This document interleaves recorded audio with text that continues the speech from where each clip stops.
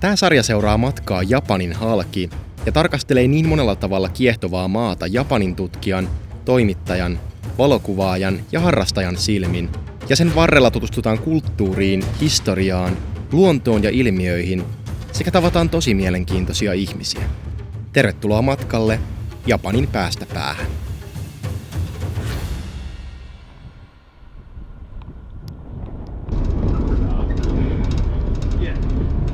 Nojirikon järveltä juna vei meidät vuorten läpi Japanin Alppien laaksoon. Yli 2000-metristen huippujen syleilyssä sijaitsee Naganon sisämaaprefektuuri, joka ulottuu valtavalle alueelle Honshun saarella.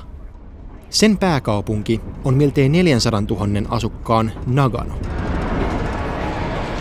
Nagano. Vuoden 1998 talviolympialaisten kaupunki, eli suht isosta paikasta on kyse. Käydään tsekkaamassa, miltä tää näyttää. No nyt ollaan isossa kaupungissa.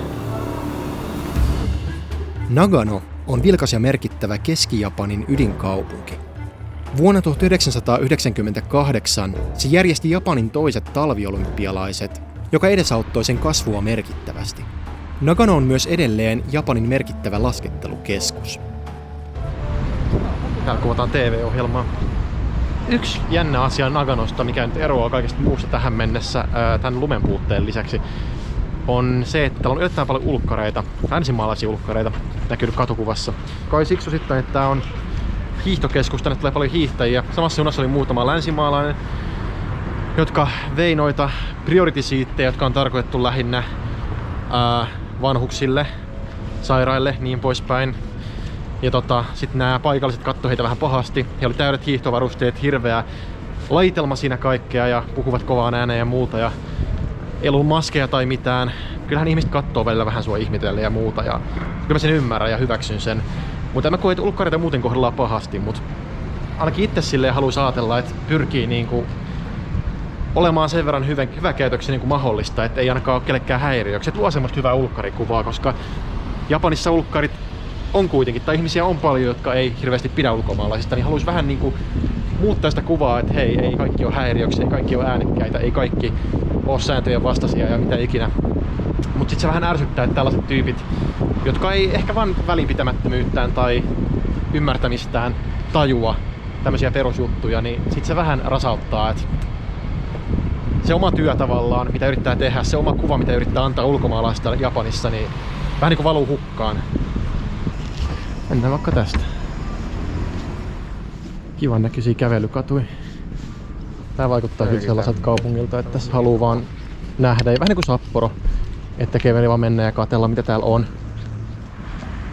Vitsi miten ihania nämä lyhdyt. Tästä on jotenkin koristeltu tosi ihanasti tää pääkatu. Tosi vilkas kaupunki jotenkin.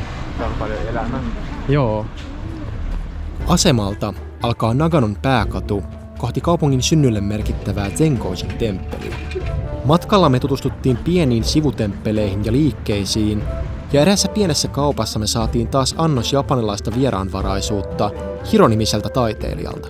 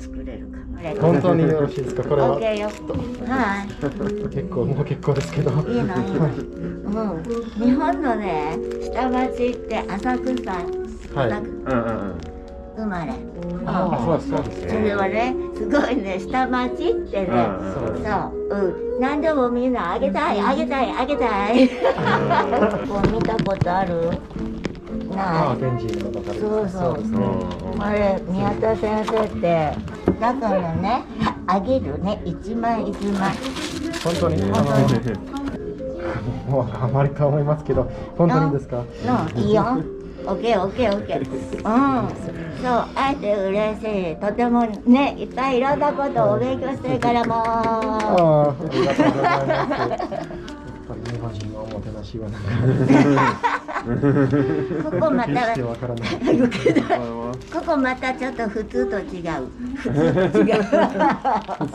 どうもありがとうございます。ありがとうございます。はい、本当に。はい、自動ドアです。自動ドアですもん。ありがとうございます。Tää on taas vaan tätä japanilaisten ihmeellistä vieraanvaraisuutta, mitä mä en koskaan täysin ymmärtää. Et ilman mitään järkevää syytä, vaan ollaan ihan sairaan mukavia ja ihania. Ja sit vaan tuntuu, että niinku ei ansaitse tätä kaikkea vaan olemalla, mutta tästä jää semmonen fiilis, että haluaa vaan laittaa sen hyvän kiertämään tavalla tai toisella. Tämä on matcha-karkkia. Se maistuu hyvältä. Naganon historia ulottuu jo 600-luvulle, jolloin alueelle syntyi merkittävä buddhalaisuuden keskus. Pienempiä buddhalaistemppeleitä on yhä kaupungissa runsaasti, mutta kaikista tärkein on 600-luvulla Naganon siirretty valtava Zenkoujin temppeli. Sille johtava temppelitie, Naganon Omotesando, on yhä kaupungin pääkatu. Tämä on siis perinteinen tyyli Japanissa, miten isommat temppelit on rakennettu. Tässä on ollut pitkä katu, pääkatu, joka vie temppelille, ja sen ympärillä on sitten kauppoja. Yleensä ollut myös sivutemppeleitä, pyhäköitä, mitä vaan kauppojen on tarvittuja palveluita. Nykyään siis hirveän paljon myös ihan vaan matkamuistomyymälöitä ja vastaavaa.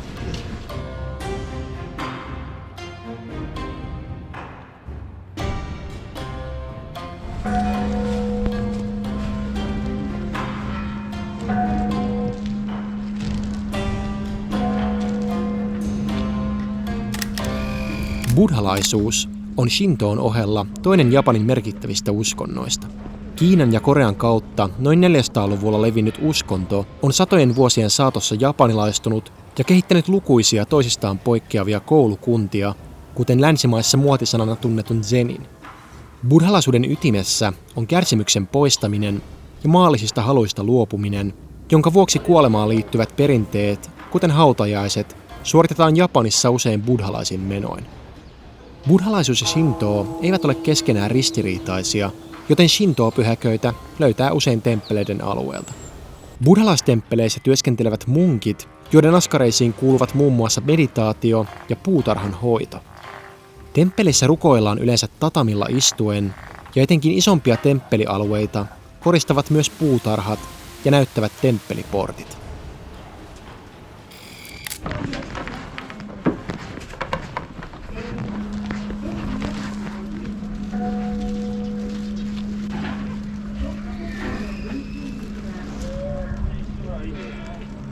Paikka, jossa nyt ollaan, on Zenkoujin temppeli. Tämä temppeli rakennettiin alun perin 600-luvulla, eli 1400 vuotta sitten. Ja sen ympärillä alkoi rakentumaan sitten kaupunkia ja muuta. Nykyinen temppeli on rakennettu 1700-luvulla, eli pikkusen myöhemmin. Tämä portti, jossa mä tällä hetkellä seison, tää on siis temppelin pääportti.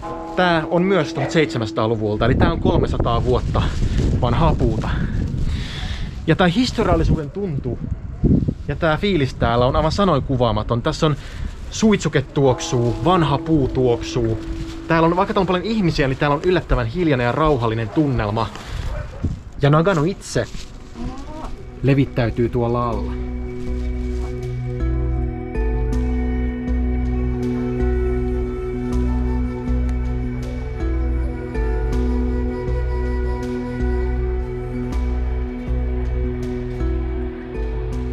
Kaikkialla tätä kaupunkia ympäröi Japanin alpit. Korkeimmillaan yli 2 kilometriä korkeat vuoret. Tämä paikka oli merkittävä myös 1600-luvulla samuraisotien aikaan ja 1500-luvulla. Nimittäin täällä Naganon ihan lähimaastossa taisteli pitkään 2 Keski-Japanin verivihollista, kuuluisaa samuraipäällikköä Kenshin Uesugi, jonka kotikaupungissa Joetsussa me käytiin aiemmin, sekä Takeda Shingen, jonka kotikaupunkiin Kofuun me mennään myöhemmin. Todella historiallinen alue, merkittävä buddhalaisuuden keskus pohjoisemmassa Japanissa. Ja tätä tunnelmaa ei voi kuvata millään sanalla.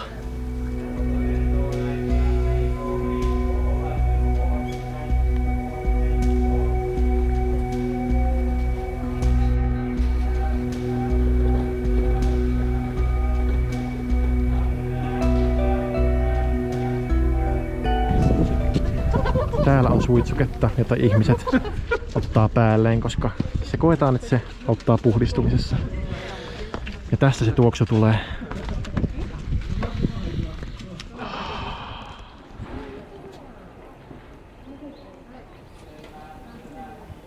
Tultiin just Zengojin päähallista sisältä, jossa oli vaikuttavia kultaisia buddha-veistoksia, vanhoja taikorumpuja, vanhaa puuta, ihana suitsukkeen tuoksu, tatamit. Siellä ei saa kuvata, niin tietenkään ottanut video nyt sieltä, mutta siellä oli myös lattian alle menevä tällainen kierros, joka menee tosiaan pimeitä tunneleita siellä temppelin alla ja sitä valaisee ihan pienet kynttilät siellä täällä. Se pimeys representoi kuolemaa ja pointti on tossa se, että kun palvoja menee läpi siitä tunnelista, niin hän käy ikään kuin etukäteen kuoleman läpi. Tää paikka on vaan uskomattoman vaikuttava. Tässä on niin hyvä tää vanhan historian ja hengellisyyden tuntu.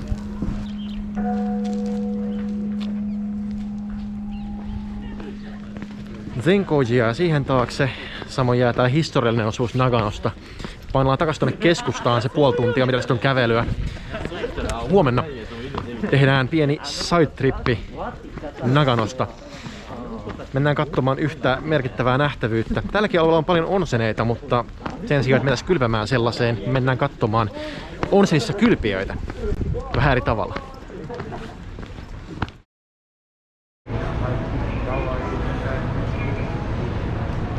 Huomenta jälleen kerran. Naganon asemalla lähdetään tästä. Ei junalla, vaan bussilla. Pikkusen pohjoiseen vuorille päin.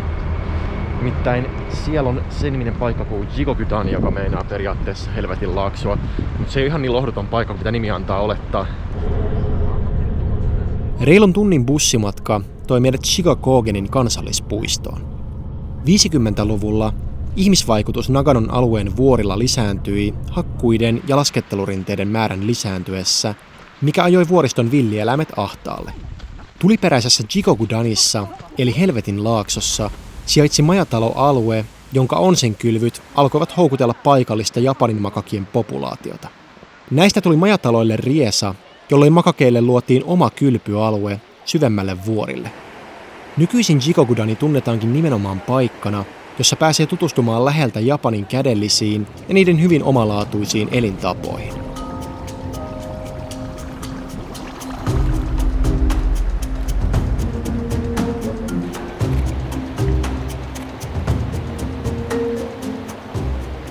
Tää paikka on Jigokudani, kirjaimellisesti Helvetin laakso. Täällä on lähellä majatalo, jossa aikanaan apinat valtas majatalon onsenin, joten sitä oli hankala käyttää. Ja ratkaisuna vähän pidemmälle syrjemmälle tälle vuorille apinoille tehtiin oma kylpy. Ja nyt tässä on tehty paikka, jossa ihmiset saa tulla katsomaan ja kuvaamaan näitä apinoita, jotka on täysin tottunut ihmisiin.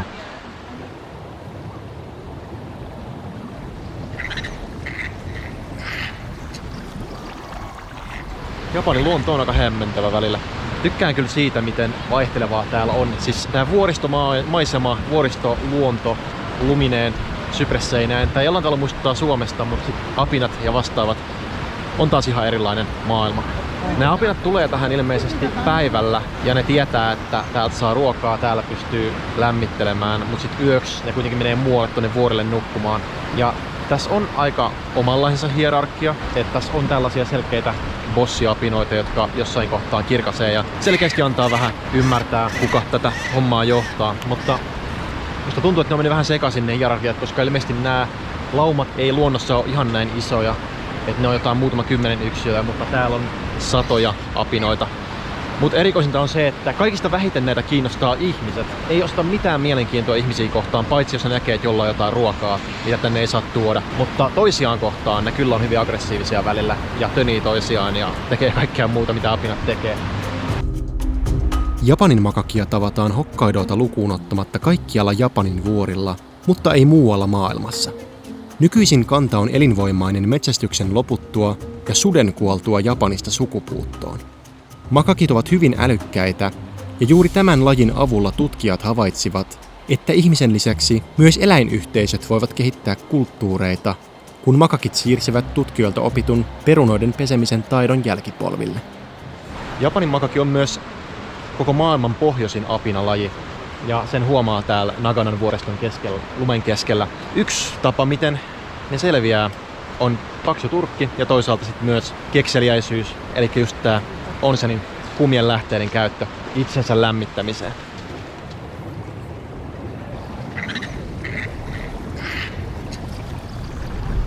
電車両デッキを含めまして禁煙です。車内禁煙ご協力お願いいたします。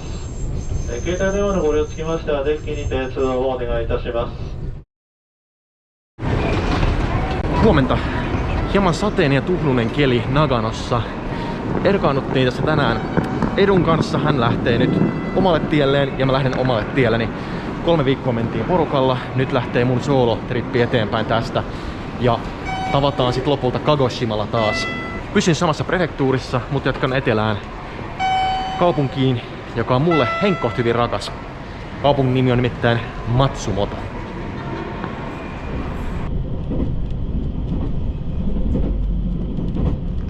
Nagoya on merenpinnasta tosi korkealla ja nyt kun sataa, niin pilvet vaan pyyhkii tästä ylitte.